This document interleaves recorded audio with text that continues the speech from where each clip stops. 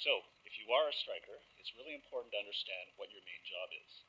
And despite popular belief, it's not just to score goals. Your first important job as a striker is to pull defenders out of position.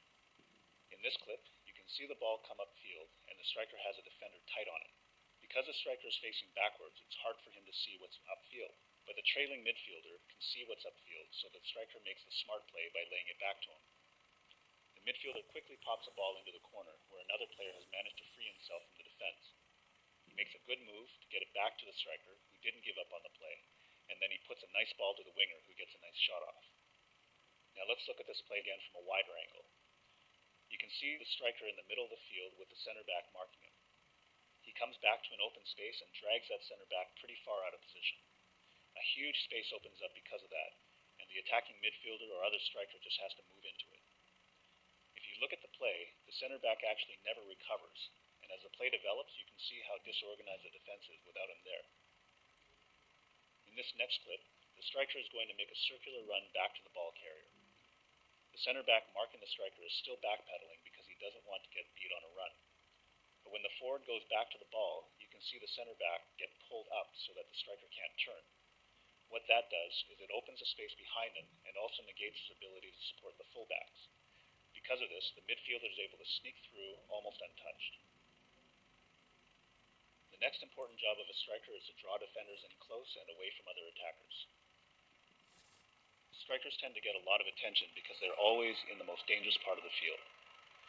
In this clip, you can see the striker being marked, and as soon as the ball comes inside to him, every defender nearby practically jumps him. And because more than one person is marking him, this means someone else is going to be free. Let's watch it from another angle.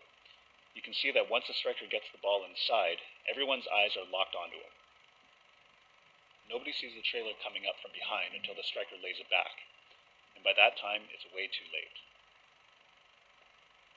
In this next clip, you can see the striker drawing both center backs to him, because at that time, he's the only attacker in view.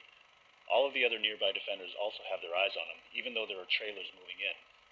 Now, after about a second, the trailers are already in range, but because the defenders were so preoccupied with the striker, all three of the trailers have space to work with. And because the striker has drawn both center backs to him, the gaps between them and the fullbacks is wider than it should be. The ball gets laid off to one of the trailers, and he is able to spring the other one free. If you watch this again, you can see how the striker gets his body between the ball and the defender, and holds up the play long enough for his support to catch up. The striker can only see what's in front of him, but the trailers can see further upfield.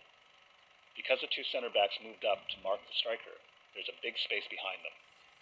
And once the striker passes the ball back to the first trailer, that player has a good view of the open space that the two center backs left vacant.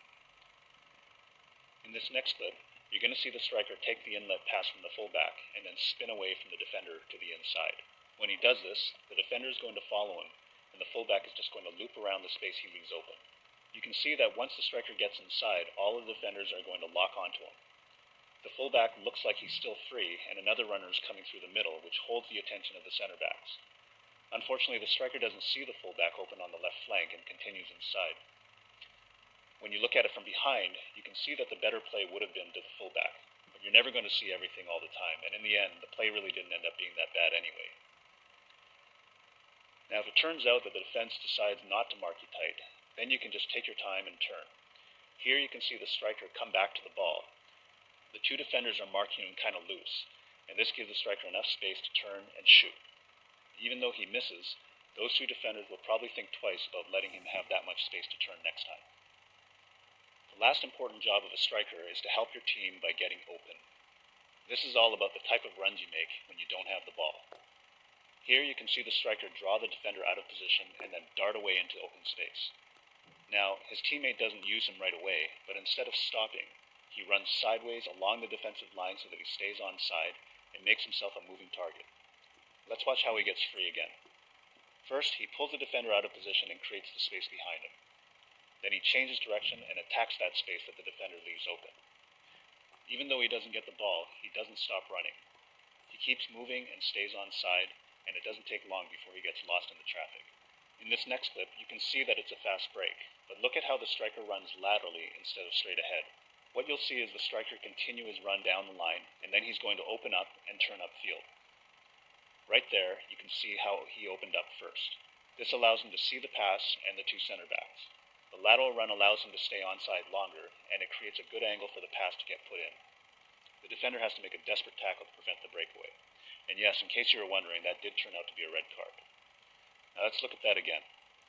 You can actually see that the striker's run started in this direction, and then when he pulls the center back far enough, he cuts back to where the space opened up. You can see how hard it is for the center back to watch the ball and mark the striker at the same time. And when the pass goes through, he's already a step behind. So, despite popular belief, the striker's main job is not to score goals, but to put pressure on the defense. And they can do this by pulling the defense out of position, drawing the defenders to them and away from other attackers, and making intelligent runs to get open. If a striker does all those things well, the goals will eventually come, but it's more important to do your job than worry